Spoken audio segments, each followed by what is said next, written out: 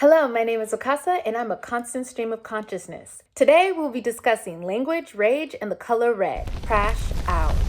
So I have a mild pet peeve. I hate when people use the phrase crash out and they're implying a mundane or casual emotion like annoyance. When I think of the phrase crash out, I think of being so angry you do something reckless. Now, I understand that language is always changing. Meaning and context is always changing. In fact, there is a TikTok linguist named Zay who explains what I call the Beijing of language, and he explained that part of the reason this happens is because kids like to use the phrases and they don't know the exact context of the vulgar phrase or language that they're using, so then they start using them in improper situations, but because they're not using them properly, they become proper. It's almost like a double negative. Improper situation, but it is in an improper use, so then it becomes proper place to use vulgar language. And since children are mostly innocent, I can't knock them for this behavior.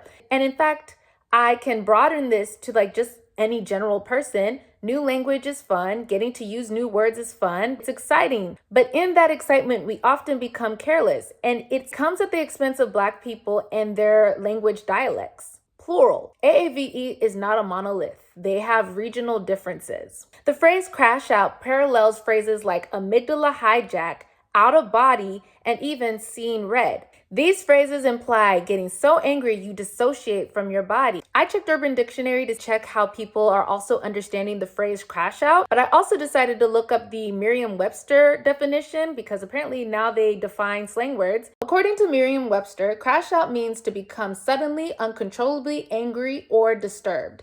So again, when I hear people say, oh, I'm going to crash out, and really all they're expressing is mild annoyance and maybe like disappointment or like a level of anger, but it's not like you're losing yourself, like still angry, but like a reasonable level of anger, I'm like, you're being disingenuous. Amygdala hijack. According to the Cleveland Clinic, the amygdala is a major processing center for emotion. In other words, from the Britannica, the amygdala is part of the limbic system, a neural network that mediates major aspects of emotion and memory. And in my words, the limbic system, and therefore the amygdala in your brain, is primal and animalistic. Your amygdala hijacks in survival situations where your conscious mind either lags or turns off and you're left to the instincts of your animal vessel. Examples being when you slam the brakes last minute, or when you dodge something being thrown at you, or even when you catch something before it lands. Anytime your body moves without you thinking, I feel like that is your amygdala hijacking. And in this case, when we're discussing the phrase crash out and we're talking about survival like fight or flight, we're really talking about fighting. Out of body.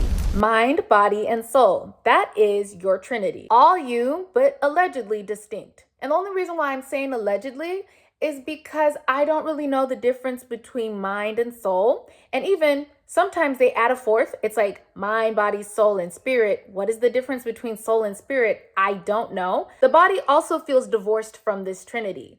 I'm currently studying some potential esoteric reasons for this, but my current conclusion is that as humans, we tend to be very tangible or materialistic. So the body is just more of like a concept that we grasp, and it just feels separate from the ether verse or whatever. In the same way how I'm talking about amygdala hijack and how there's like a difference between the mind and then the conscious mind, and I guess like the unconscious mind, which could potentially be the body moving. When you're out of body, it's like your sentient human mind that differentiates you from other animals is blocked out of your body. And you're moving as if the body is taking charge. Because it's primal and animalistic, it can often be violent. Once again, crashing out, getting angry, getting belligerent. Seeing red. According to Memby, the Latin root word prime means first. Meaning original, meaning the most important. This is where we get phrases like primal, as in urges, primitive, as in the olden days, primer, like paint, and primary, like colors. I have a video about colors, and I discussed how in elementary school we teach kids that the primary colors are red, yellow, and blue. That is actually not correct. The true primary colors are cyan, magenta, and yellow. But also in that video, I discussed the first colors that we name, that being black, white, and red. So technically, you could argue that the prime colors are black, white, and red because they're the first ones to be labeled. Red is a significant color because it's alerting. Red is the color of blood and fire. When you see blood, you're alarmed. What's happening? This could be a matter of life or death. When you see fire, this is also a matter of life or death because it could be your house burning down or it could be your source of warmth for the night. This is also why our stoplights and even the lights on our cars are red, because they will grab your attention better than any other color. It is designed in us to notice the color red. There's a level of rage or like urge to do something violent, like an urge to kill could potentially involve blood. Even how when people get mad, they heat up like fire. And even some people, they will turn a shade of red when they get mad. You can even notice this in our cartoons, where a lot of cartoons that are the personification of anger, or when someone gets angry, the go-to color is red. Now, I can't say that the first emotion is anger. I can say that it is a primal emotion. And even esoterically, this is something I've been sitting on. I'm excited to have a reason to finally share it. Adam, the first man, right?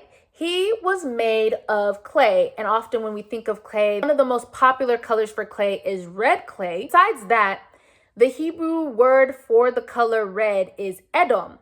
Now, it's been a while since I studied like Hebrew letters. Like I used to be able to read it, but now I lost it. But when I studied it, and I could be off about it, it's been a very long time. Technically, the vowels don't matter. What you're focusing on is the consonants. They're spelled almost damn near the same. Adam actually means man. And this is where I'm like, I feel like most people are some shade of like a warm color. Even brown, because right, I'm black, I'm a shade of brown.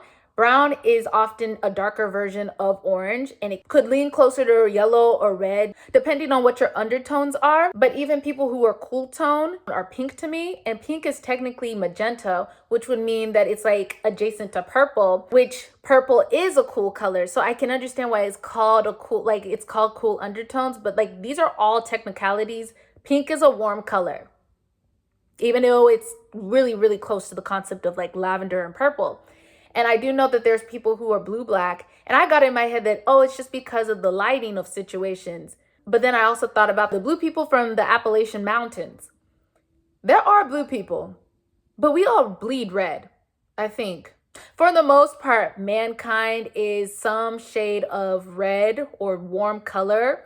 Adam means man. Adam is the first person. Adam is like a primal person, like a primitive person. And also I wanted to talk about Edomites. I don't think I'm gonna go on this rant just yet because I'm working on things behind the scenes. But Esau is Jacob's twin. Jacob ends up making the tribe of Israel, and his brother Esau makes the tribe of Edom, or the Edomites.